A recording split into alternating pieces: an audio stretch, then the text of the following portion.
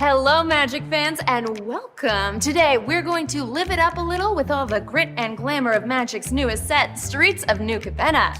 I'm Becca Scott. And I'm Joe Johnson. And today, we're going to be digging into everything from high society flings to New Capenna's seedy underbelly, all while trying to figure out which of the 5 crime families we're going to throw our lot in with. What about Stanzo brand fedoras? All right, well, that seems fine. What about 1,000 plastic meatballs? Wow. You know what I saw once I thought was cute? Tommy guns. All right. So 50 black slick back hair wigs. Wait. 50 black slick back hair wigs. 50 black slick back hair wigs. So, just a thought, purely just a little suggestion, of course. Maybe... Hey, who took my cigars?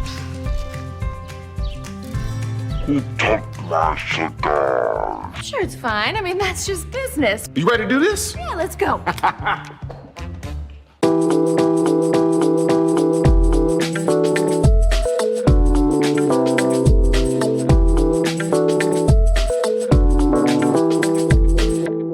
Hello and welcome to Lucky Paper Radio. I'm your host, Andy, and I'm here, as always, with my co-host, Anthony, pre-release underperformer Maddox. Oh, do you have to bring that up? You had a rough go this time, it sounds like? It didn't go great, but pre-release is all about having a good time, not winning, right?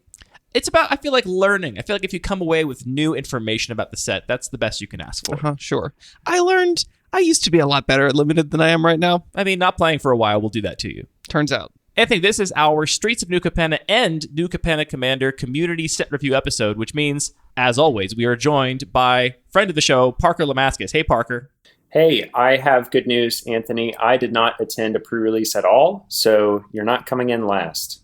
That counts for something. I don't know if that counts.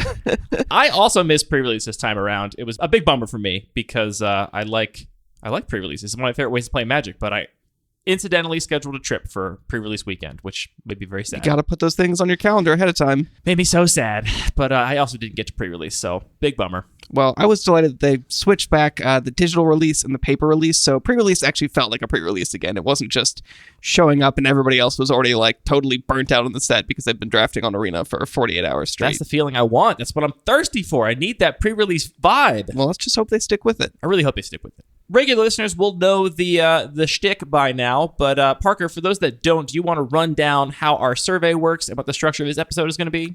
Sure. So for every set, we at Lucky Paper put out a survey, and we ask Cube curators who respond 2 questions. What cards are they testing, and how excited are they for those cards? And we ask them on a scale of 1 to 3, a 3 being whatever that Cube curator defines as a staple for years to come. And that can be a staple on the metric of power, or just the right power level, or aesthetics, or play pattern, or the art, or we even have some curators who only consider alliterative card names. So whatever your restriction is, however you define staple, a 3 ranked card is what you think a staple is. And then, of course, a 1 is a card you're not very optimistic about, and a 2 is somewhere in between, and we have a spectrum. So we're going to discuss the top tested cards, the most popular cards from these 2 sets, and compare them to our past results and our expectations. Great explanation, Parker. This is why I have you do it, because you're so good at it. Thanks. It just comes so naturally to you. I've been practicing. Without further ado, let's dive in. We're going to start with New Capenna Commander. I gotta say, I feel like something has changed in the design of Commander sets, because this set has more cards that I and other Cube designers seem interested in than past Commander sets. I'm not sure what the difference is exactly. Do either of you have a sense of what changed? I think they have made a pretty deliberate change in the way that Commander products are designed. I think they used to be sort of a little bit, maybe ad hoc is a little bit too strong of a term, but it was sort of like, somebody or 1 or 2 people would go design the deck. Now there's actually a team that is like the casual play design team that is responsible for designing the Commander decks, as well as a lot of other products. I'm not 100% sure this was actually one that was designed under that team, but generally it just seems like they're putting a lot more focus and emphasis into casual play, which sounds weird. Like that's always been a huge part of Magic, but I think they are changing and being a little bit more deliberate about that. Whatever it is, I'm excited about it because there were more cards that were interesting to me, and I just like getting more cards that are in the realm of things I can consider for my own cube environment. So I'm excited about whatever that change was. All right, so we try and draw the line somewhere reasonable in terms of how many we're going to talk about. We're going to talk about the top 5 cards from New Capenna Commander. There's a decent difference of about 5% between the 6th and 5th cards, so it seems like a good place to draw the line. And the first card we're going to talk about is Grand Crescendo. This is X white for an instant. Create X 1/1 green and white citizen creature tokens. Creatures you control gain indestructible until end of turn, being tested by 19.4% of our respondents. A different take on a Secure the Waste style card. Is the indestructibility worth another white mana? I think that's really going to depend on the context. I mean, so we're talking about cards that are from a commander set. So even though we're saying there's maybe some change in the design ethos and design process, so a lot of these do feel a lot more flexible in terms of what kind of environments they fit in. But I do still think that this is really going to shine a lot in multiplayer formats because indestructibility matters a lot when wraths matter a lot, because that is sort of something that emerges from multiplayer play. So in multiplayer environments, I would value that a lot. Outside of that, it's going to vary a lot depending on just what the format looks like. But obviously, you can get in situations where just you get into a combat and your opponent expects to make a lot of trades, and then you end up gaining a ton of value with this. So I think it's interesting. It's interesting just to have another variation on this type of effect. Yeah, and you can just cast it for X equals 0. So for white, just give your team indestructible. Yeah, that's a great point. Heroic Intervention, I guess, is another 2-mana example that gives your team indestructible. Am I right about that? Or is it just one creature? Indestructible and hexproof. So there's a pretty effective rate for that side of the card, and you kind of get to free roll, or, I guess it's not a free roll because you are paying more mana for this than a typical Secure the Waste effect. But you get to play that combat trick, or whatever you want to call it, kind of at a low cost of inclusion. So I see why people are interested in this card. It's also, I think, makes sense because it is a modal spell in that sense, where you get 2 potentially pretty different effects, but the one effect is sort of a go wide, make a bunch of tokens, and the kinds of decks that really need that protection effect are potentially also the decks that are trying to go wide and commit to the board. So I think that package makes a lot of sense. I'll say for me, even if I was interested in the giving your team indestructible, which I'm not particularly, even if I was, though, it'd take a lot to get me to run this given the unique token. It doesn't use an existing token for Magic. It's this new green-white citizen creature token, which is a big hurdle for me, at least. I try to minimize the trivial additional tokens that are the exact same stat line as other tokens. The token creep has entered the room.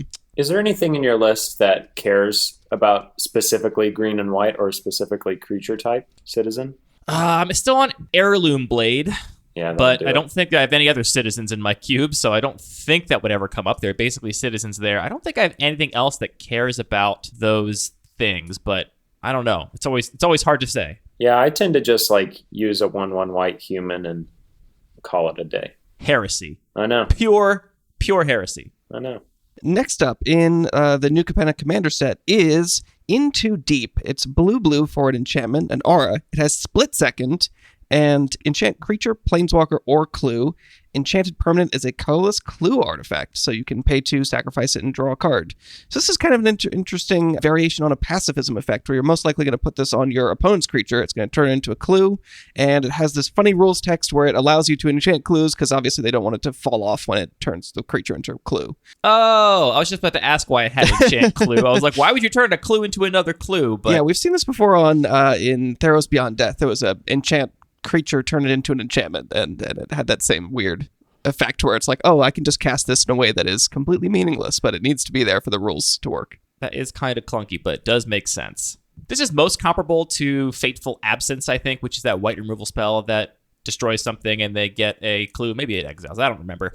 But I think that what's interesting about this to me is that this is not really a thing we see in blue very often. This being a blue spell jumped out at me, like basically turning something into a clue. I mean, I get the flavor of it.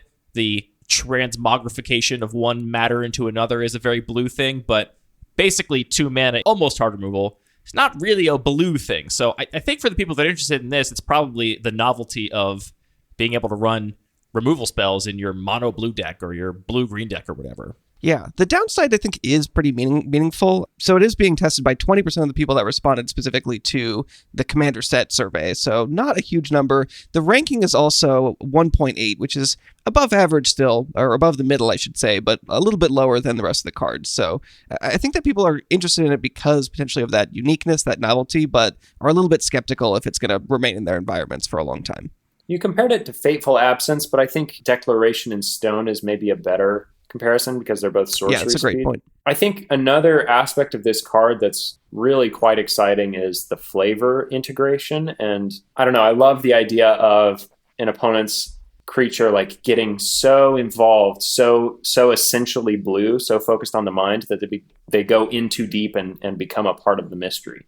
I think that's pretty neat. And I also think Split Second, specifically in blue, is going to have a lot of additional utility for cubes that support like draw-go control matchups because it can't be countered essentially. And so when you're in the mirror match, you can have a guaranteed way to deal with your opponent's Teferi or your opponent's other Teferi, anything that you need, right? All the Teferis. Yeah. Okay, our next card is Caldaia Guardian. It's 3 and a green for a 4/3 human soldier. It has the abilities, whenever Caldaia Guardian or another creature you control with mana value 4 or greater dies, create 2 1/1 green and white citizen creature tokens. And it also has the ability Blitz for 2 and a green. If you cast the spell for its Blitz cost, it gains haste. And when this creature dies, draw a card, sacrifice it at the beginning of the next end step. I am regretting reading that reminder text, but Blitz is still a mouthful. it is really a mouthful. I don't know. It's another variation on a green mid-range attacker that provides resiliency to removal and also some modality. I actually think the more appealing mode is the 2 and a green Blitz cost because you cash it in for 4 damage immediately and 2 1/1s for 3 mana. Oh, and a card. I totally forgot about the card. That seems like a pretty good package deal where your value is coming in several different currencies that can be useful at many times during a game. Yeah, I was going to ask which mode seemed better, and the Blitz mode seemed better to me too. I'm wondering how many situations, even when you have access to 4 mana, being able to Blitz it out and then do something else with your other mana is going to be better. And in a deck with 1 mana ramp, doing this on turn 2, where you get to cantrip, make 2 1/1s, and presumably bash for 4 unless they played a blocker in their first turn. I don't know. It seems like it's quite potent. Yeah, I think it's going to change a lot depending on what kind of environment we're talking about, because I agree that in a lot of environments where it's just, it's about creatures, it's about getting on the board and getting your opponent dead, that makes a lot of sense, and that seems like a high value play and an exciting play too, because you get, a bunch of tokens, you get to draw a card. Although, by doing that, you're giving up the ability of having this sticking in play and then other things dying and sort of creating this sort of engine. So I think there are going to be environments where this functions more as like maybe not quite a combo piece or even potentially a combo piece, but giving you the sort of value engine of turning a lot of your other cards into tokens. It kind of reminds me of Annex Hardened in the Forge in that sense. I already know that I am going to forget to draw the card with Blitz because so much other stuff is happening on this card. Like, if I was playing this, I'd be like, great, I get my 2 tokens, get in for 4, and turn sacrifice, I'm just going to forget to draw that card. It's like, I used to have a cycling commander deck, and I would have so many things that triggered on cycling that I would forget to draw the card from cycling. I'd be like, all right, cycle this, all this stuff happens. And I'd be like, oh, right, and I also get to draw a card. How many times have you cycled Croson Tusker, gotten your land with a smile on your face, and then been like, did I draw my card? Yeah. I forgot to mention, Caldaia Guardian is being tested by 20.9% of respondents to this survey, with an average rating of 2. It is worth noting that we always get substantially fewer respondents to the commander surveys compared to the regular sets for a variety of reasons. So I don't know if these percentages are directly comparable to the percentages in the other survey, because people that went out of their way to fill this one out more likely to want to test the cards. I don't know. But that is something to note, is that the definitely different respondent pool between the two surveys. All right, your number 2 most popular cube card from New Capenna Commander is Currency Converter. This is an artifact for 1 generic mana. Whenever you discard a card, you may exile that card from your graveyard. It has an activated ability, pay 2 and tap it to draw a card, then discard a card, and another activated ability to tap, put a card exiled with Currency Converter into your graveyard. If it's a land card, make a treasure token. If it's a non-land card, make a 2/2 black rogue creature token.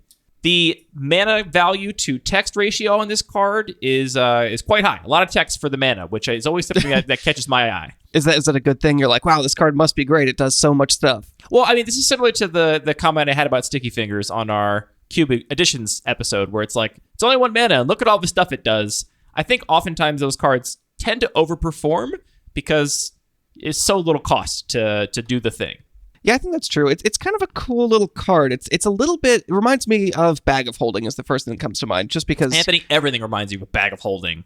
That's not true. That's the fourth time this week you said something reminded you of Bag of Holding. That might be true. But, it's a small artifact. It gives you some looting ability. What's interesting is that Bag of Holding is like a one-time effect. So I think that is a little bit hard to make work in a lot of contexts where you have to make a big investment and count on the game going long to get that value back. Whereas this kind of lets you incrementally convert that value into something else, which I think honestly is probably just going to have better play patterns. It does have the burden of more token creep, and the ceiling is maybe a little bit less high. But overall, I think it's a cool card. I don't know if it justifies it for a lot of contexts. Like I also see the wordiness as a downside, to be honest, in a lot of cases. Oh, for sure, from a design perspective. I want to, make sure all the words that are on the cards that I put in my cubes are as meaningful and valuable as possible. And there's going to be a lot of contexts where some of those abilities are just not going to be super relevant. It's also worth noting a lot of players just don't know commander set cards if they don't end up seeing a lot of play in the commander of the format or being popular elsewhere. You can definitely afford to put more complexity into your cube in cards that people are very familiar with. Yeah, but I can't tell you how many times someone's been like, Pest Infestation's a card? And I'm like, yes, it is sure a card. Is. Believe and it or not. I don't have to name any targets either. I think the ceiling on this is way higher than the ceiling on Bag of Holding. What's the most cards you've drawn with Bag of Holding? Because that's important. The important thing to be here is that if you're in a deck where you are never planning to actually activate the looting ability on this thing, but you're discarding cards otherwise, oh sure, then I think the ceiling on this is really, really high. Like if you're playing a discard-focused deck and you have 1 mana for basically an artifact that can either spit out 2/2s or spit out treasure for the rest of the game if you're continually looting through your deck, I think that's really, really powerful. Yeah, you're right. I totally didn't think about that. Absent that, I agree. It's, I think, a very slow value card if your only way or one of your only ways of discarding is to activate that ability. It competes with a lot of other cards that are similarly slow value engines, and you can choose whichever one fits with your cube design goals. But I do think in some environments, this will be a very powerful card if discard is a supported theme. Right. It's also relevant the exile clause is a may, unlike Bag of Holding, which every card you discard has to be exiled under the Bag of Holding. Here you get to choose, which I think is kind of nice in two ways. One, obviously, gives you a little bit more flexibility. If you have something that you do, want to flashback from the graveyard or something, you can do that. Additionally, it means if you miss your trigger and forget, that's easier to resolve those sort of rules confusion because you missed it. Just keep going with the game. I have 2 comments here. One is that this is a combo with Urza's Saga, so that might increase its appeal. Finally, a reason to play Urza's Saga. I know, right? And my second comment is I think a lot of the text on this card is easily shortcut, I guess. Like, after the first few times you activate it, you're going to learn that, I tap it, and then based on the type of the card, which is a pretty obvious and intuitive attribute to care about, based on that type, I do one of 2 things, and those things never change. And I think that's like a lot less burdensome than a lot of cards with this much text. I mean, contrast this to Retrofit or Foundry as another Urza's Saga target, right? Yep, similar amount of text on that card. That one is a little I don't know. That one, all the abilities are kind of the same thing, but, just kind of incrementing up, which I think is also a way to shortcut it. So... Yeah, I don't know. I don't think it's a hugely complicated card. I was just commenting on how much rules text it has for one little generic mana, Sure. Right. And it is being tested by almost 33% of the respondents with an average rating of 2.2. So a big step up in terms of popularity of this card. Yeah, 12% more popular than Caldaia Guardian. So really quite up there. We do have a hot take about this card from Trainmaster GT. One card I am excited for actually comes from the new Capenna Commander decks, and that is Currency Converter. I think this card is a really interesting discard payoff that can effectively convert things you're discarding into actual usable resources, such as 2/2 rogue tokens or treasures. If you have any efficient ways to discard cards, such as Hieroglyphic Illuminations, Voldaran Epicure, or even just a Faithful Suiting, you can really start pumping out a lot of value really early into the game.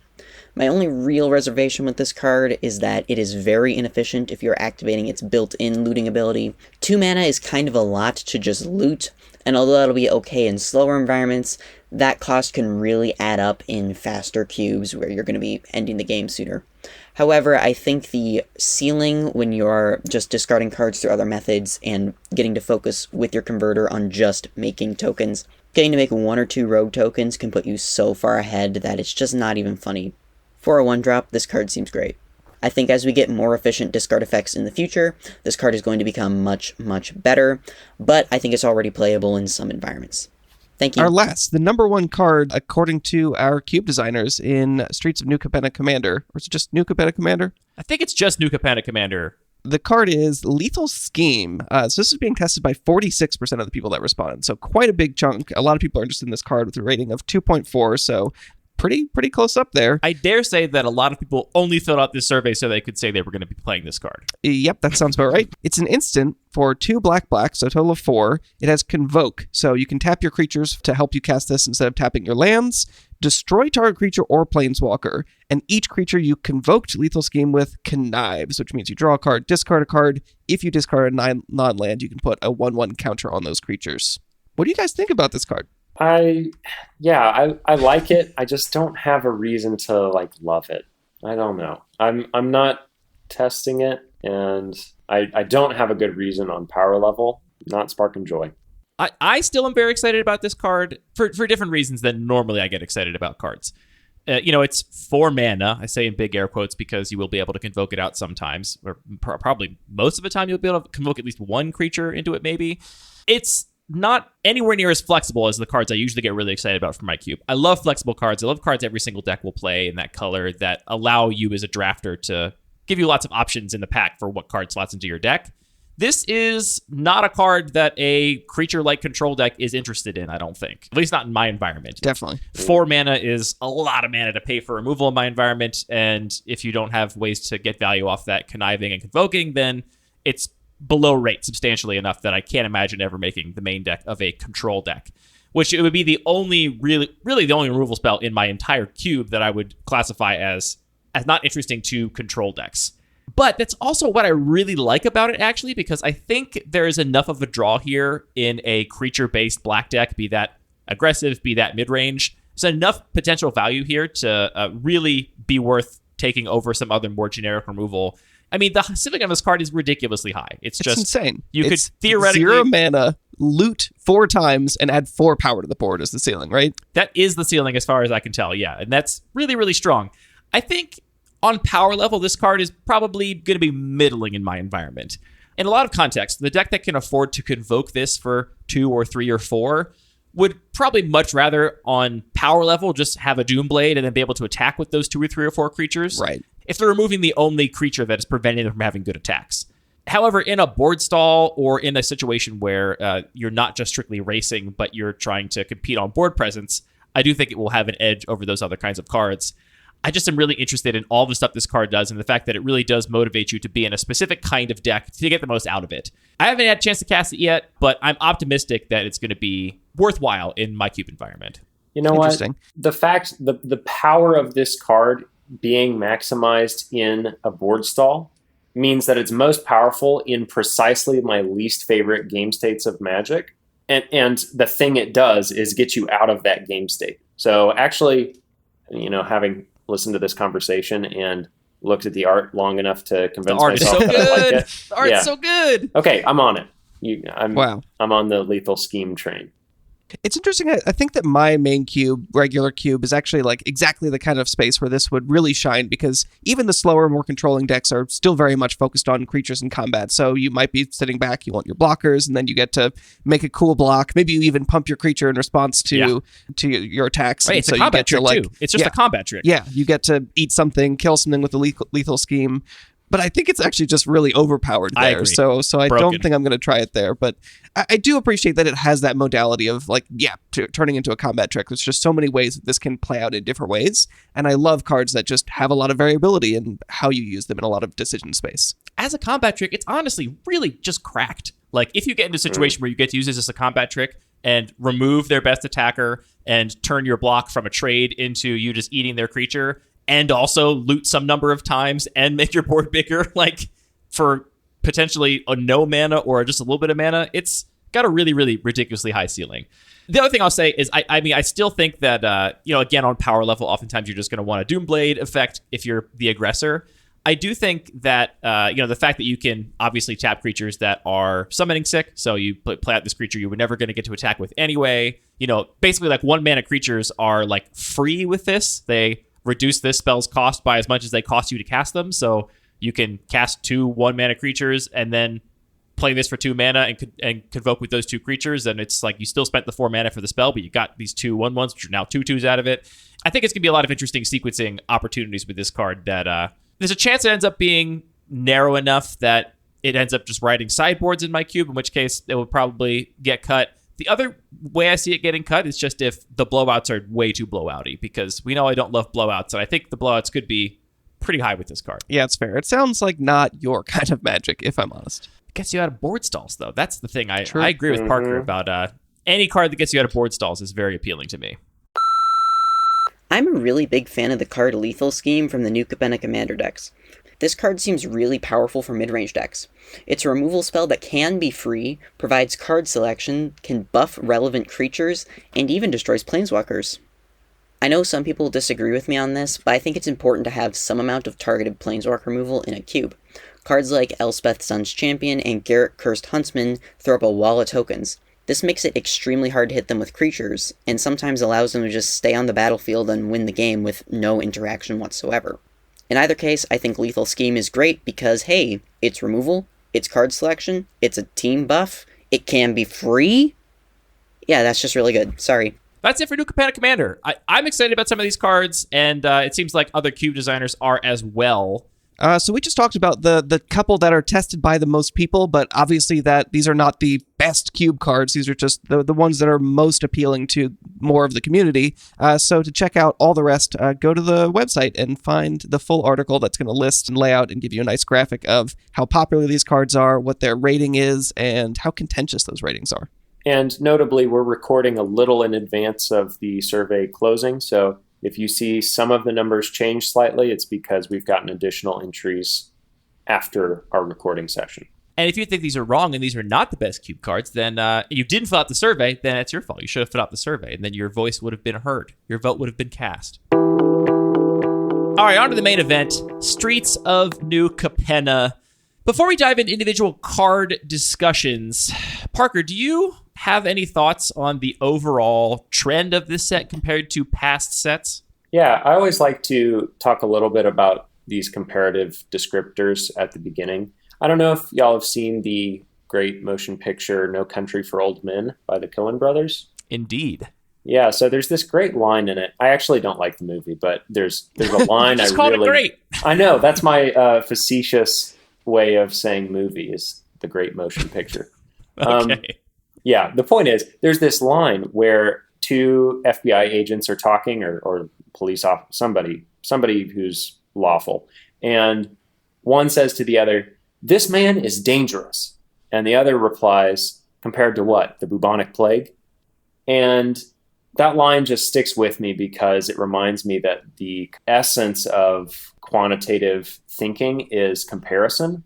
And it doesn't do us any good to talk about these cards in a vacuum. It's always, the important thing is compared to what. So that's why I like to do these statistics.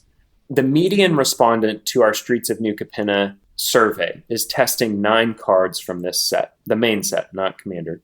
And that median respondent gave 3 cards a strong rating above 2.5. So a third of their tests at the median are tests that they think are very strong, a high likelihood to be a staple for years to come, however they define that term. So when we compare this to other sets for which we've conducted surveys, this is pretty close to Crimson Vow or Adventures in the Forgotten Realms. These are not sets that are known for their enthusiasm among cube curators.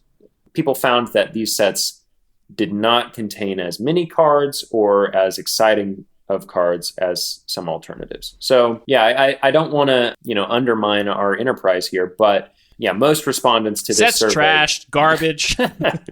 Yeah, well, no, but I think I would just say that people are less excited about this set than they have been for some in the recent past. I do think a lot of that comes down to the gold theme. We have a hot take to that effect. I think a lot of the best cards in Streets of New Capenna are getting snubbed for cube inclusion because they are 3 colors. There are so many great cards in the set, such as Rafine, Scheming Seer, Endless Detour, most of the Charms, Voidrend, Rocco, and possibly even Maestro's Ascendancy. which would all be seeing some level of play if they were less color intensive, but probably won't end up in the majority of cubes for having that third color. I think this is partially due to the fact that these are mostly removal spells and utility cards, as opposed to cool build-arounds. Most of the commonly played 3-color cards are either Planeswalkers or cool build-arounds. For example, you might see the cool build-around Kess Dissident Mage or the Planeswalker Nicol Bolas Dragon God in a cube, but you're unlikely to see a utility card like Croesus' Charm. Now, this is at least partially due to the fact that before Streets of New Capenna, most of the utility 3-color cards tended to be not really as good as their monocolor or 2-color counterparts, but it's also just because when people are going to be committing to a third color, they want to be doing it for something cool and splashy. However, I think this leads to an unfortunate side effect. In my experience, a lot of the 3-color build-arounds tend to end up warming a sideboard, either because they're picked too late in the draft to be able to be effectively built around, or because it's just hard to build around them in the first place. Even if one has the mana base to effectively cast a Kess Dissident Mage, they might not want to simply because it requires them to have a bunch of instants and sorceries to be good. The thing is, I think these utility cards tend to be more splashable than the build-around cards we traditionally see included in the 3-color section. This paradigm I dub the Mantis Rider effect. Mantis Rider costs a red, a blue, and a white for a 3/3 creature with vigilance, haste, and flying. Mantis Rider almost always ends up seeing play in my cube. Boros and Izzet drafters are more than happy to splash it to get an above-rate finisher that can really apply pressure to the opponent. The card's not exactly getting first picked, but people will play it if they can get their hands on it, so long as they are already in a deck that kinda wants to be going in that direction anyway. It's easy enough to splash a Mantis Rider that it's usually worth the risk. In fact, sometimes people will splash their Mantis Rider with a land that they picked up earlier in the draft without even knowing that they were going to need it.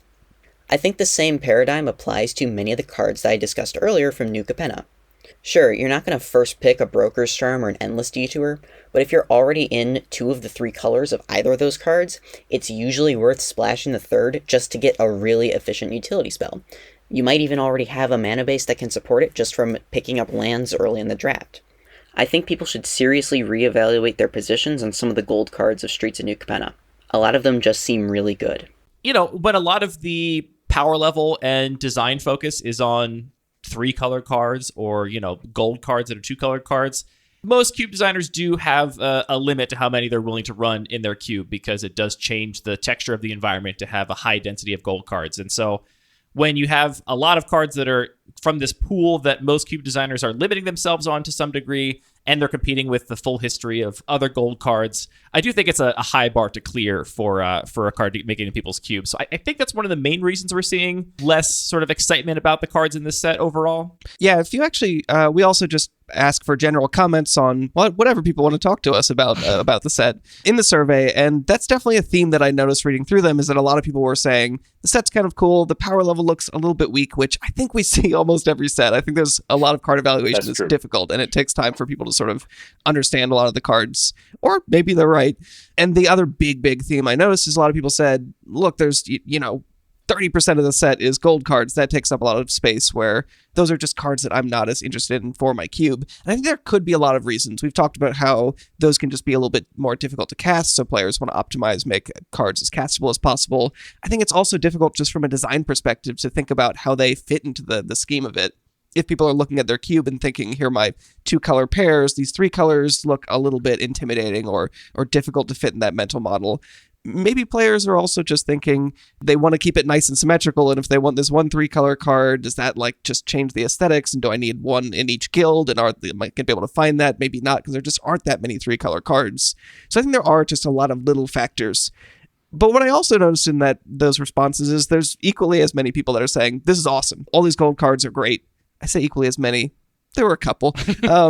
You saw equally as many, and you only read some of the comments.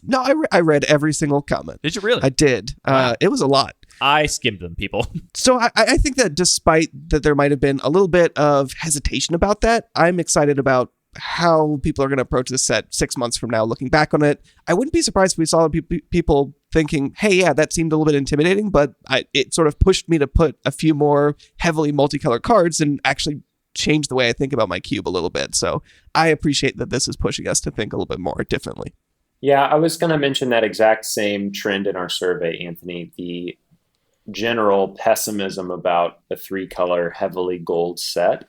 It reminds me of a design tool I've used in my cubes past. I'm not currently doing this because I play as many fixing lands as I want and it's not an issue. But when I did have these concerns about gold cards, I took a leaf out of Jason Waddell's book. He's a friend of the show. It's a good book.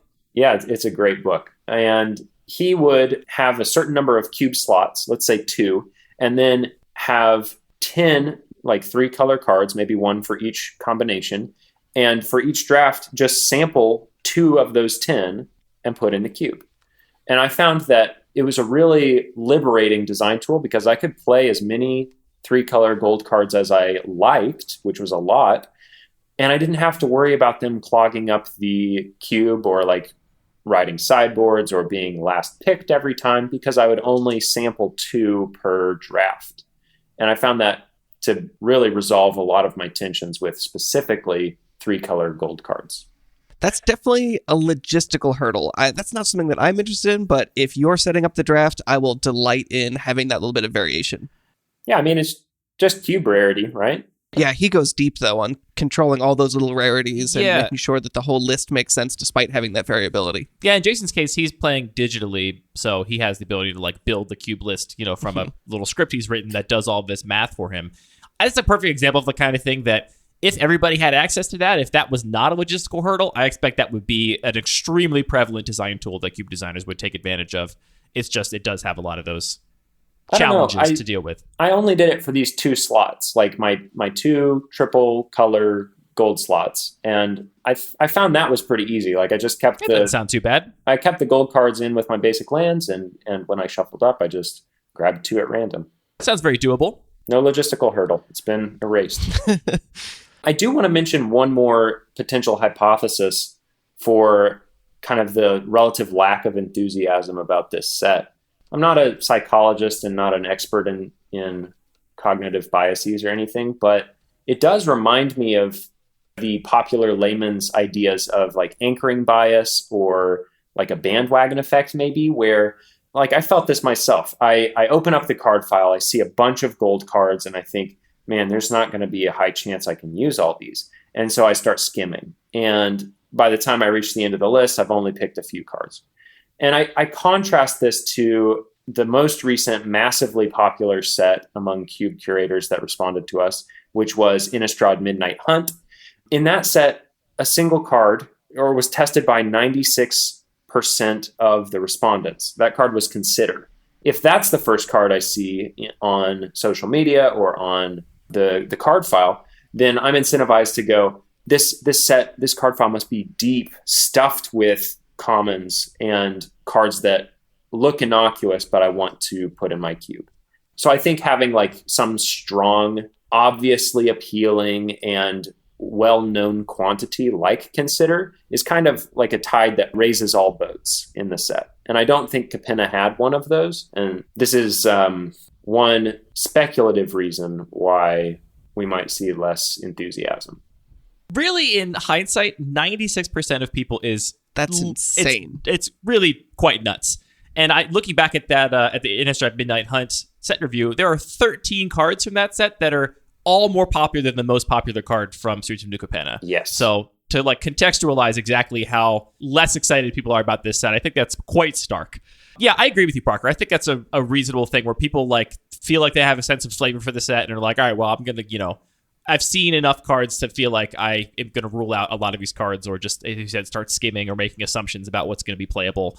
So I think that's definitely a factor too. You know what? I totally forgot another factor, which is constructed buzz. If you have content creators who are publishing articles saying Consider is going to bust Modern wide open or, whatever hyperbole they use, then that's another huge element in building hype for a set and getting people to look through the whole card file.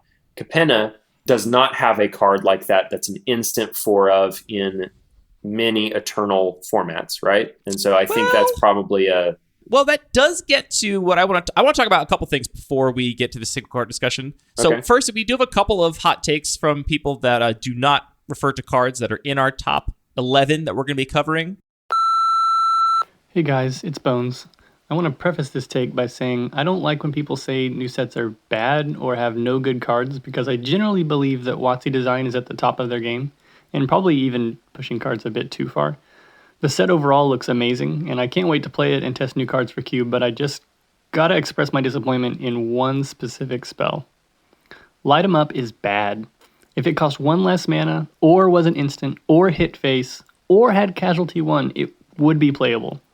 I can only see playing this in limited with plentiful, expendable 2-power tokens, kind of like the Decayed tokens were in Midnight Hunt. But as it stands, if Bone Splinters and Bathe in Dragonfire had a baby that was terrible, that baby would be Light 'em Up. What is with Corpse Appraiser? You're telling me they decided to print a cantripping 3-mana 3/3 that also has built-in graveyard hate? This card seems insane. What the heck, Morrow? But the other thing I'm going to talk about is I got to come clean, which is I originally looked at Ledger Shredder and thought it was not for me by a wide margin. And only when the price spiked and I heard about it being played in Modern and Legacy did I really give it a second harder look and say, actually, this card is exactly for me, and I love it a whole lot. Expensive cards in, cheap cards out. That's how Cube design works. I mean, it's like an $8 card. It's not an expensive card. It's just like it took that as much. I think about Cube probably more than almost anybody. I have a podcast about it. I edit this podcast every week. We're writing articles. I'm involved in these Discords, and even I was like, a 1/3 flyer that can become a 2/4. That sounds like Board Stall City. I'm out. And after seeing how excited people are about this in Eternal formats, I was like, maybe this is actually right. And after thinking about it more, it's actually one of the only 2 cards I've actually added to my cube from this set. We talked about the cards I was interested in adding. I've only added 2. And one of them is the lowly Ledger Shredder, which it comes at number 17 on our survey with only 14% of people testing it. It's 1 and a blue for a creature bird advisor. It's got flying. It's a 1/3. And it has whenever a player casts their second spell each turn, Ledger Shredder connives. I'm comparing this card for my own mental model directly to Jace Vryn's Prodigy, which is a card I have played for a long time and liked well enough. And the thing about Jace is not really a creature in the combat sense. You'd really never get into combat with Jace. He has no power. He basically can't block anything profitably except for 1/1s. And by profitably, I mean you're just saving yourself 1 life. It's oftentimes not even worth it to do that, because what if they have something to deal 1 damage to your valuable Jace? It's a creature in the sense that it's susceptible to more removal than it would be if it was an enchantment. And then it flips into a Planeswalker, which has all the associations of Planeswalkers for it. Ledger Shredder, by comparison, is very relevant in combat, and I think, unlike Jace, is going to be played certainly in control decks. I think control decks are going to be very happy to play this card, which will improve their draw, give them some card selection, and block very effectively. I think it's also going to be quite good in just a blue-red tempo deck, which would never play Jace Vryn's Prodigy in my environment because it's got no power. It's really, really slow. It's like a value engine. You don't want it if you're trying to pressure your opponent. I actually think this is an aggressive threat, can get out of hand quite quickly. If this had been a 2/2 instead of a 1/3, I would have seen that immediately, but I think even as a 1/3, the fact that it triggers on both players means that you may just, on turn 3, play this on a cantrip, and now you have a 2/4 blocker. Your opponent plays 2 spells next turn. You untap, it can play 2 more spells. Now you're attacking for 4. I think it will grow kind of similarly to a Sprite Dragon-like effect. Anyway, I feel dumb for sitting down, thinking about the whole set with the explicit purpose of recording an episode about the cards I was excited about, and completely overlooking this one, which I'm actually now quite excited about. Look, the only way that we grow is by becoming wrong, right? So now you're not wrong anymore. Fantastic. I, on the other hand, feel a little bit spooked. I actually said that I was interested in this for my own cube. It's got +1/+1 counters. It's got double spell matters. It's got all kinds of stuff that I love. But I think you're right. I think it's just a little bit. I think that everybody's right. It's a little overpowered for that environment. I was ahead of the curve. It was in my initial survey. There you go. We've got the receipts too. We can pull up the data to prove that. I don't know. He has edit access. He does have edit access. I do have edit access, and I do use it. So yeah, I do think in some ways the appeal of sets in the preview season among the Cube community can be correlated with the general constructed hype and the applicability of constructed heuristics, old familiar constructed heuristics, with the best cards of the new set. Yeah, there's definitely a lot of crosstalk between all kinds of different Magic formats, which is a bias. And in one way, we could say that is a negative, that we have all these biases. On the other hand, there's a lot of cards. It's hard to make card evaluations. Absolutely. So being able to leverage our experience from one format and bring it to another is kind of essential. Yeah, and even more relevantly, thinking about our biases may help explain trends in the data that wouldn't be obvious otherwise. So, yeah, I absolutely think that knowledge of our biases is not something to be avoided or like a bad thing. I think it's just a necessary part of understanding data. Yeah, and to be clear, it's not that I'm interested in this card because it's good and constructed. It's that the fact that it's good and constructed made me look at it a second time. Right. Yep. There are plenty of cards that are good and constructed that I'm just not interested in at all for a variety of reasons. It made me look at it again because I originally would have thought this doesn't quite make it in very efficient lists because it doesn't give you enough for the mana, but turns out it does, actually. So, I don't know. I'm interested in this card. I think it's kind of perfect for my goals in the Bun Magic Cube, and I might just cut JVP for it. Wow. Whoa. Something else I want to mention briefly before we look at the top of the list is the common cycle of lands in this set. So these are only tested by a small percentage, about 4 or 5% of the respondents to the survey. Probably largely Pauper respondents. I think that's probably the case, but they have some of the highest ratings, just below a couple other cards we're about to talk about, at around 2.5. So these are definitely some of the cards that the people who are testing are most excited about. And I think you're right, that's probably very likely the Pauper and Peasant Cubers. And I think these lands are just kind of great, actually. So this is a cycle of lands. They all enter tapped. They tap for 2 colors of mana, and they also have 4 mana, including 2 of those colors. Tap and sacrifice to draw a card. And I think these kinds of like flood mitigation lands actually just play out really well. The floor of these is a Guild Gate, so I think in any kind of lower powered environment, these are going to be a great fit. Yeah, anywhere where a Guild Gate is not embarrassing, these will be pretty exciting. I've really enjoyed their limited play patterns. I haven't gotten to, well, I should say retail limited play patterns. I think these lands are kind of emblematic of a trend that we see in sets like New Capenna, where there's less excitement and there's less obvious corollaries to our usual constructed heuristics, which is the cards that people submit to us during preview season are cards they know they want. So we might see relatively small numbers of, or like small percentages of testers, but the ratings are relatively high. And that means that people submit to us and they've looked through the card file and they know what they want, they know what they're interested in, and that's what they're submitting. They're not speculating on a whole bunch of cards because of the perception that this is a really strong set, in air quotes. Yeah, that's absolutely true. And so that's why we do like to provide a couple different values for each card and give it to you in a way that on the site you can sort and filter and dig into that. And notice some of these trends, like, yeah, there's this group of people that are testing rarity restricted cubes that are contributing to some of these trends in the data. We've rambled on a lot, but it's actually okay that we have, because 5 of the top 11 cards are essentially the same card we're going to be talking about. So really, it's like 7 kind of unique cards we're going to be covering. I don't know. There's a lot of flavor text in there that we need to get into the details of. But let's dive in. So our number 11 card is the subject of one of our community hot takes, and it is Jewel Thief. My hot take is that Jewel Thief is the most cubable card from Streets of New Capenna. I'm really surprised that it wasn't printed at Uncommon. Years ago, this would have been printed as a rare. I was expecting this to be a 3-2 or cost double green. I'm very excited to test this in my Peasant Cube, though I think on power level, it could easily slot into cubes which include rares and mythics. It will become good friends with cards like Ephemerate and Soul Herder, as well as straightforward green aggro cards like Barkhide Troll and Rancor. Jewel Thief, best cube card in the set. This is 2 and a green for a creature cat rogue. It is a 3/3 with vigilance and trample. And it says when Jewel Thief enters the battlefield, create a treasure token. I am shocked this is a common. It's, I mean, 3 mana for a 3/3 with vigilance and trample is already, I think, have we ever gotten that before at common? Ever? I don't think so. we have. No. And then on top of that, you get one of those mana back immediately. Like, that's kind of cracked. This card's really good. 22.2% of our respondents agree that the card is pretty messed up and have rated it a 2.3 out of 3. Yeah, I think of it as like, I don't know, a Watch Wolf with Suspend 1, kind of. Maybe that's a weird analogy, but like a lot of my cube, at least, is built around these 3/3s for 2 mana, or Tarmogoyf, which is sometimes bigger than a 3/3 by a lot. And yeah, it offers a really good stat line, and it kind of costs 2 mana.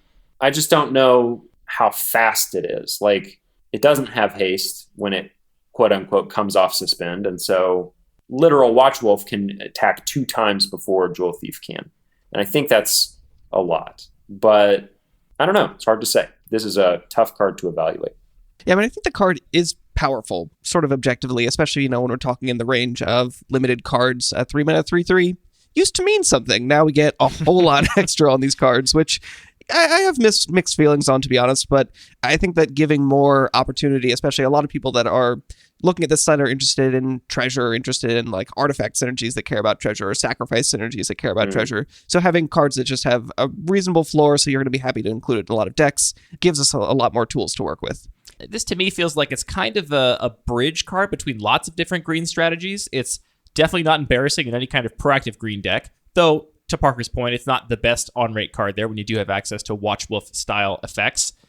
It's also not a good ramp card, but it does also ramp. So like I'm imagining a deck that again plays a 1 mana ramp on turn 1, a Llanowar Elf or whatever, plays this on turn 2, and then on turn 3 you've got the Elf, your 3 lands, the treasure, you've got 5 mana, and a 3/3 with Vigilance and Trample in play. Like, that's a pretty impressive board development when that actually happens. So yeah, that's a good point. Vigilance and Trample, like if you're using this to ramp out a Planeswalker, this protecting the Planeswalker. Yeah. And I if don't like the that. mana I'm dwarf off it. is Don't a protect your noble Planeswalkers. hierarch, oh, baby. oh, we're cooking. baby. We're cooking with gas. Wow. Yeah, I think the card is really strong. I don't think it is particularly like inspiring. Like it's hard to think of like the cool stuff you could do with it. The cool stuff is going to be attacking and blocking. And trust me, I am all for cards that just attack and block sometimes. And this does both. I did get curious. I felt like I had very few 3/3s in my cube, and I looked. I only have 3, and of those 3, 2 of them kind of don't count because 2 of them are Murktide Regent and Smuggler's Copter. My only real 3/3 in my environment is Leovold. Am I like missing a whole stat line that I should be including, Parker? Maybe. You play a lot of 2/1s, and one of the best things about 3/3s is how hard they shut down the 2/1 stat line. So I think it might actually like create some feedback loops that you're not interested in terms of the metagame of the stat line. But yeah, I quite enjoy the gameplay of 3/3 for 2 mana. So yeah, I think Jewel Thief is pretty messed up. Do you think people overlook this because it's a common? I think it's more likely that it was overlooked because people didn't look through the card file as deeply as they did for a set like Midnight Hunt. So like, yes, because it's a common, and also because people didn't look closely at this full set, I suspect. I didn't do a good job of explicating that this idea of the set, as we're trying to rationalize why it might be less appealing or less tested. I don't have any numbers to substantiate this in a ironclad way, and so there's some degree of speculation here. But yeah, that's kind of my working theory. All right, next up we have yet another green card, Titan of Industry. This is number 10. 4 green for an elemental creature. It has reach and trample. When it enters the battlefield, choose 2. So you can destroy target artifact or enchantment, gain 5 life. Well, have target player gain 5 life, could be relevant. Create a 4/4 Kill green their Death Rhino Shadow. warrior creature token, and put a shield counter on a creature you control. So it is a 7/7. So this is being tested by, again, 22% of our respondents with a rating of 2.2. So pretty high rating for a reasonable amount of interest. There are only some cubes that want 7 mana creatures. If you're primarily doing cheat effects like reanimation and stuff, there's certainly more appealing options on power level and probably on play patterns too. But this is in that range where a lot of cubes would consider this kind of like a filler cheat target and also a ramp target where you can kind of play both sides of that coin. If your cube does want 7 mana cards like this, I think this is one of the more appealing ones to me because it does offer so much modality.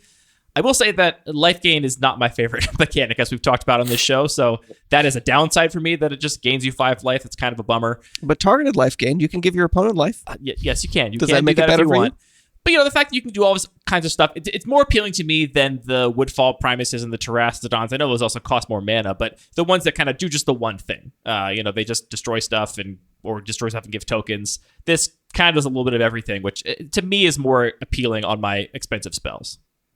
Yeah, and I also think a 7 mana spell has kind of earned 5 life. It's different when the card that's gaining 5 life is Clothis and it's been in play since turn 2 because it was ramped into play. I know. I'm tilted already. I like to remind you of the times I've beaten you with Clothis. Yeah. Every time you played Clothis. It is certainly a bundle of stats and a lot of modality on a card whose like mana value would make us think, oh, maybe this is just a big dumb attacking thing. Building. Building. But I think there's a little more play to it than that, and that's pretty appealing in this case. I guess another way to say it is your 7 mana card should be winning you the game. Yeah. There are lots of 7 mana cards that win you the game. This gives you more ways to win the game than just linear ways that are presented by other 7 mana cards, which I think is kind of cool. Yeah. On one hand, I do like the modality. Like, we're talking about a lot of cards here where I'm like, I'm excited that this can do different things in different games. It gives you a lot of flexibility and interesting decision space. On the other hand, one thing I don't love about card designs like this is it feels a little bit just like a menu. There's not a lot of resonance in how these effects are tied together. For me personally, that doesn't really spark joy, but if that's what you're into, that is also fine.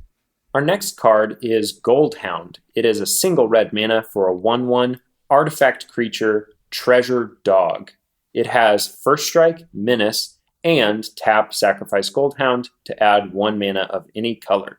It's being tested by almost a quarter of our respondents with an average rank of 1.9, which is actually quite low for how many people are testing it. And so the lowest in our top 11. Yes, we can conclude that this is a little more of a speculative test for many of the people who chose to include it.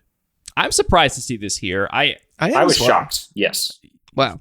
I guess, how do we think this compares to a card like Rabbit Battery, another 1 mana red artifact creature with upside that we saw in Kamigawa Neon Dynasty?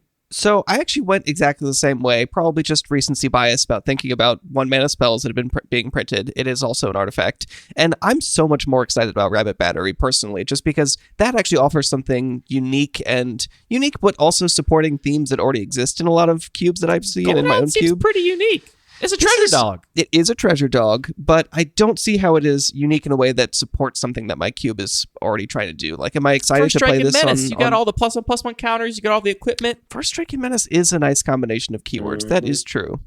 Very hard to block once you give it any power buff. It's a sneaky dog.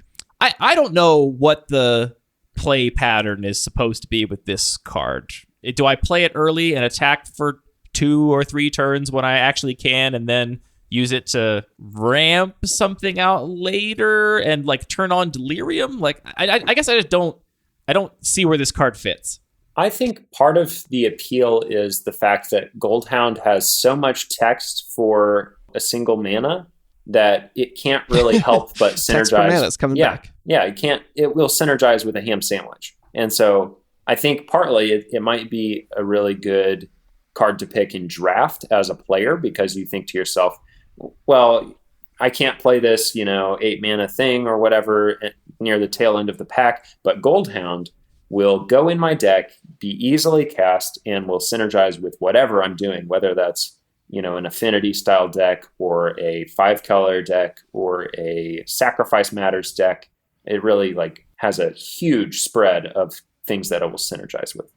Yeah, it's a pretty appealing bridge card. If I had a red aggressive deck and also an Artifact Matters deck that was like a theme I was trying to support, then I will probably test it out. And I guess that is kind of representative of the stats we see here. I mean, for reference, it is half as popular by percentage as Rabbit Battery was and rated considerably lower. So, it's definitely a speculative card. I'm still kind of surprised to see it this high. Maybe that tells us that there are way more people that do have artifact themes that are worth testing this card.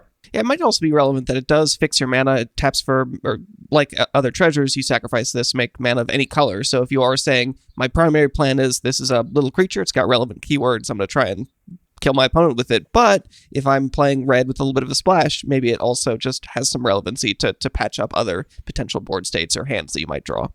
I think this is the one that should have had haste, though. That way you wouldn't have to have, it's a treasure, but it's a treasure that also has summoning sickness. Oh, that's true. You can't actually sacrifice it? That's annoying. Not the turn it comes into play, no. I don't like that. Next up is the Planeswalker that people are most excited about from this set, Nixils, the Adversary. A lot of text here, so buckle up, folks. This is 1 black-red for a legendary Planeswalker, Nixils. It has Casualty X. Casualty is the Maestro's keyword ability. It says you may sacrifice a creature when you cast this spell. If you do, in this case, You're going to copy this spell, and it's going to come into play with X loyalty, where X is the power of a sacrificed creature. Has 3 loyalty abilities for +1. Each opponent loses 2 life unless they discard a card. If you control a demon or devil, you gain 2 life. For -2, you create a 1/1 red devil creature token with, when this creature dies, it deals 1 damage to any target. And for -7, target player draws 7 cards and loses 7 life, starting loyalty of 3. This is the card that appears to be the Constructed's standout from this set. It is showing up in some Constructed decks, at least speculatively. And I've heard some early murmurings that this card might be kind of broken. I don't know about broken. I do think it offers something that's like completely novel on a Planeswalker of this competitive cost. It just gets one's gears turning. I mean, there have been enough Planeswalkers that we've seen the usual patterns, and this is something new under the sun. And I think that's like, yeah, just a lot more potential, both for power, sure, because it's only 3 mana, but also in terms of like story equity and good gameplay. If this novel thing works out, then it's going to be something that you haven't seen before. And I think that's a pretty powerful or a pretty appealing combination. Yeah, I really appreciate the long tail of the kinds of experiences you can have. The fact that you can have these games where you have a huge creature and now you suddenly have a huge planeswalker is pretty cool. Copying things is cool. The fact that it makes you use your creatures as a resource in a different way. I appreciate all those aspects. I also don't love playing against 2 planeswalkers at once all of a sudden. Like I think this is a kind of card that's really going to swing games in a way that isn't the kind of gameplay that I'm looking for, but I see both sides of this. I think the card is really powerful from a power level perspective. Yeah, for sure. I think it would for sure hang in the Bun Magic Cube. It's not what I'm interested in because I don't know. It's a lot of complexity, and I agree that 2 planeswalkers all of a sudden could be pretty tilting. It does also seem to me that it's going to be much, much better when you are pressuring your opponent and still passable, but nowhere near as good if you are the reactive or like slower deck.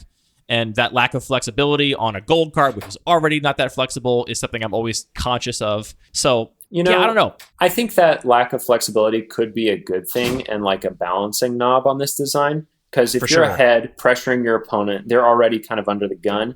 And then you sacrifice a creature to create 2 objects, sure, but one of them probably can't do anything if this is early in the game, except maybe make a 1/1, which is like a downgraded game object. And the other one is only doing this like life drain thing.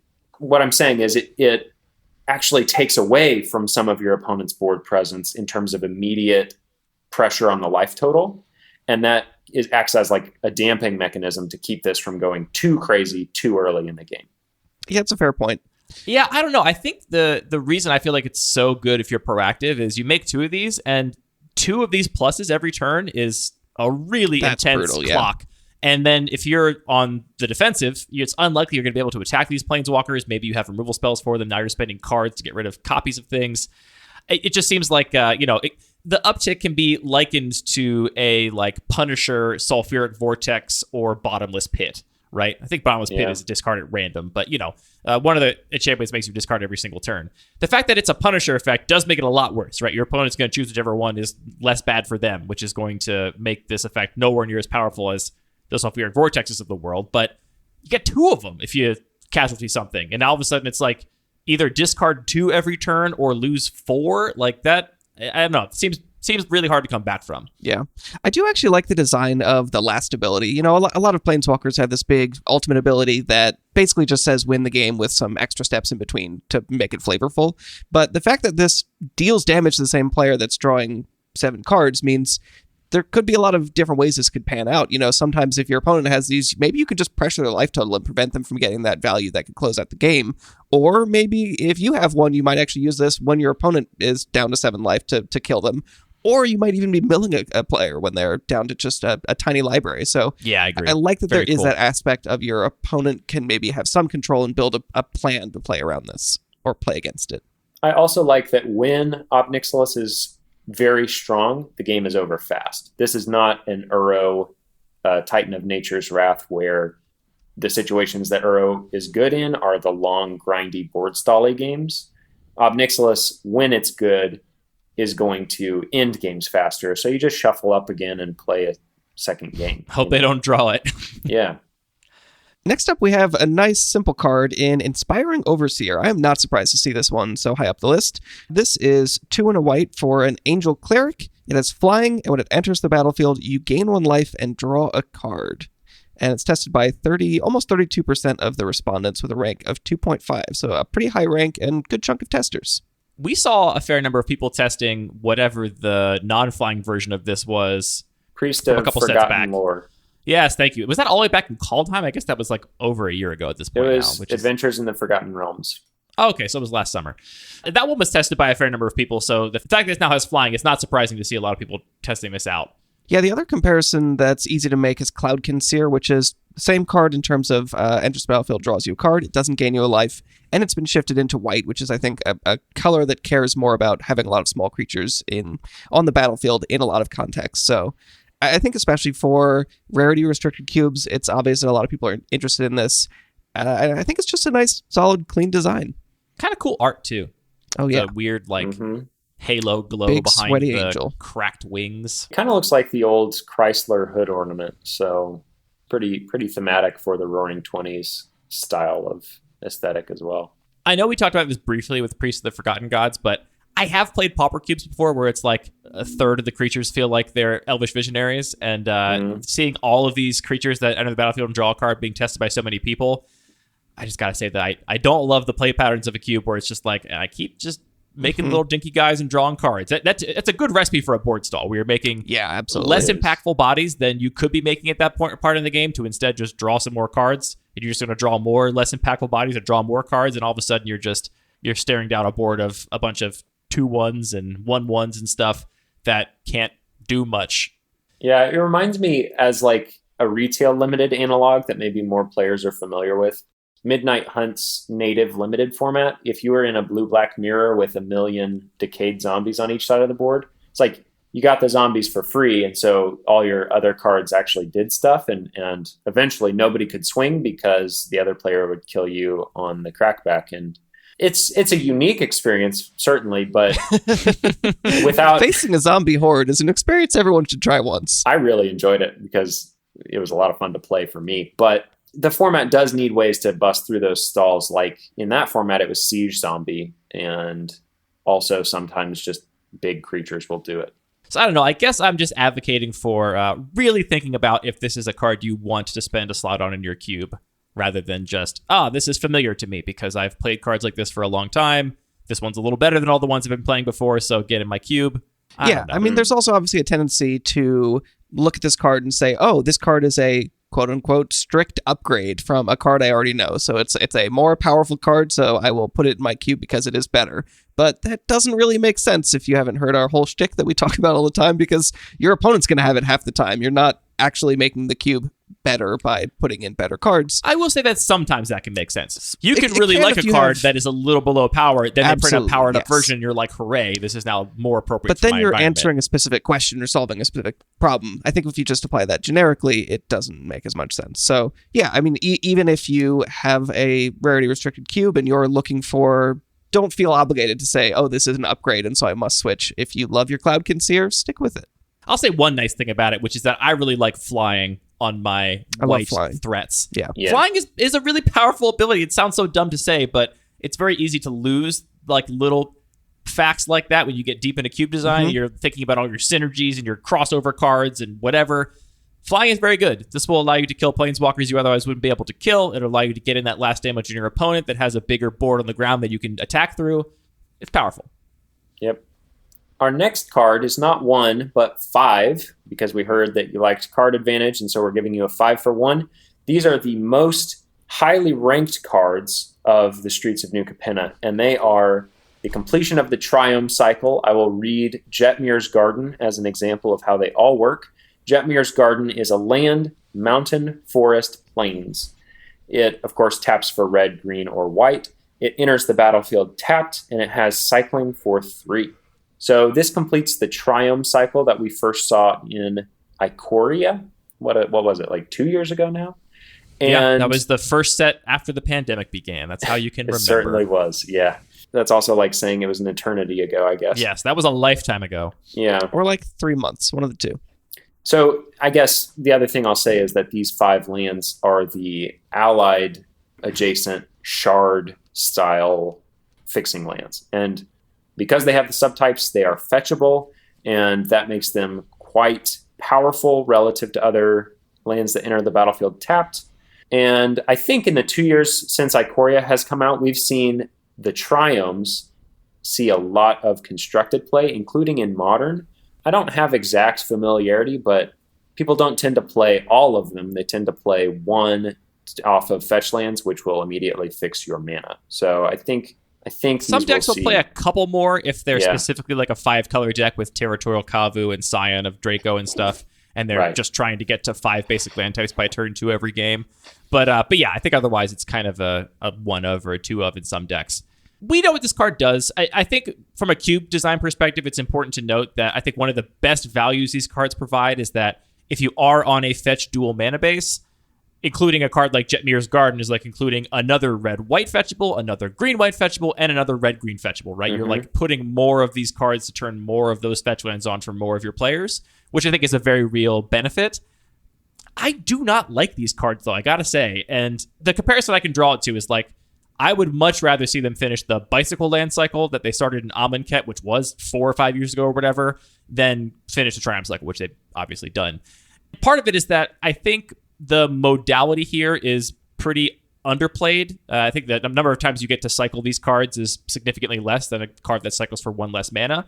3 is a steep cost. You'll certainly do it, right? There are times when you're just top decking, you need to draw action, and you'll be happy to do it. You're happy it has that mode, but I do think it comes up quite a bit less often. And then I also just think they're less elegant. Honestly, one of the things that really bugs me about these is that as a 3-color land, they just have a gold land frame. They don't look like they're Naya or Grixis or whatever visually, where the Bicycle lands, they have the text box that goes from one color to another, which I think makes a big difference in terms of like reading a pack to see if any of the cards are on color for you, looking at your lands in play to figure out what you're able to cast. It may sound like a weird, stupid argument, but it's just all part of what makes these things feel less clean to me. Readability is important. Yeah, I think I agree with you on basically everything you said. To me, it does feel a little bit silly when you're playing a cube and it's like, yep, it's turn 2 and I've got all 5 colors. I know a lot of players love that, so here's the positive thing I'll say is I agree I would have loved to see the Bicycle lands finish first, but I'm still glad to see them giving people cards that they want, right? Like a lot of people love these cards. It's good to see them finish a cycle. They've started so many land cycles they haven't finished. I'm glad to see them finish one of them. So I know a lot of people are going to play with these and really enjoy them, so I think that's great to see. I was actually a little bit surprised. So if we go back to Ikoria, these all received almost the same ranking. Most people are just playing all of them or not. Not many people break land cycles, especially while they're just testing things. They were tested by about 20% of the responses from the Ikoria survey and got a rank of 2.4. This cycle, I've actually heard, similar arguments to what we're talking about of people falling out of favor with these lands and playing them less. So what I kind of expected to see was the rating would go up, but fewer people would test them because, there'd be this bias that the people that were interested in them knew they were interested in them. They basically played with the same lands already. So would rate them highly because they already know if they want them or not. But we actually saw an increase both in the number of people testing, at least in the percentage, and in the rating by quite a substantial amount. These are all tested by 35% of the respondents with a rating of 2.7, which is really high. So I guess a lot of people just actually love these lands. We're really happy to have them. That's probably a constructed feedback loop influencing the higher rank. Like now people have seen them in play for 2 years. They've probably had a chance to play them on Arena when we were all locked indoors during the pandemic. And so I think part of it is also familiarity and not just people interested in the design aspect.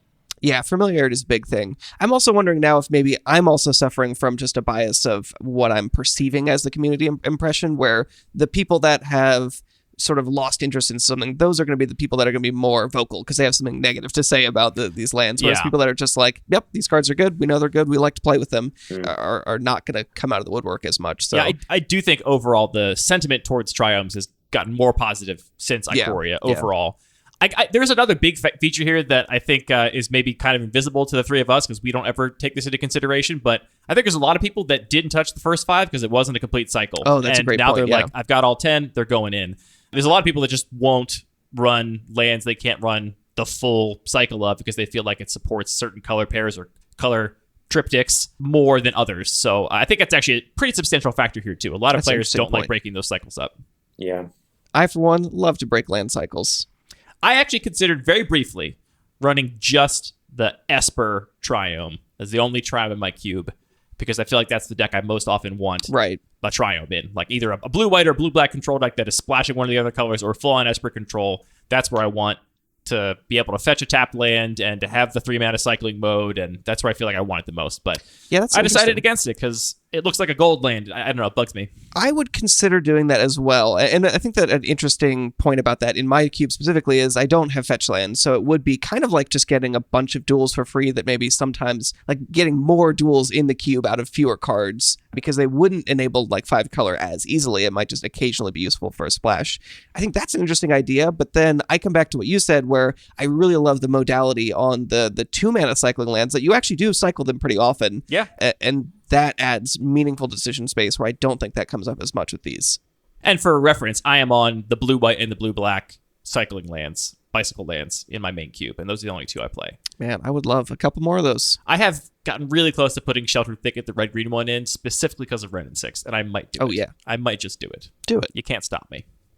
The number 1 cube card, according to the 250-ish cube designers that were surveyed, is Tenacious Underdog. This is 1 and a black for a creature human warrior. It is a 3/2. It's got Blitz for 2 black, and you may cast Tenacious Underdog from your graveyard using its Blitz ability.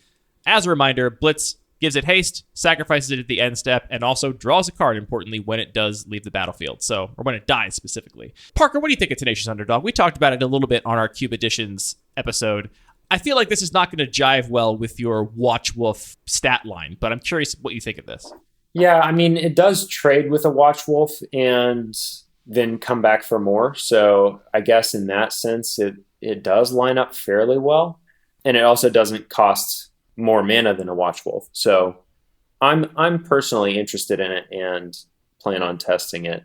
I also think more broadly, like, it makes sense that this is our number 1 most tested card from Streets of New Capenna, because it plays into well-known, well-beloved archetypes such as black aggressive strategies, which already have a high emphasis on recursive aggro threats. And then also it plays so well with many synergy decks like Aristocrats comes to mind first and foremost.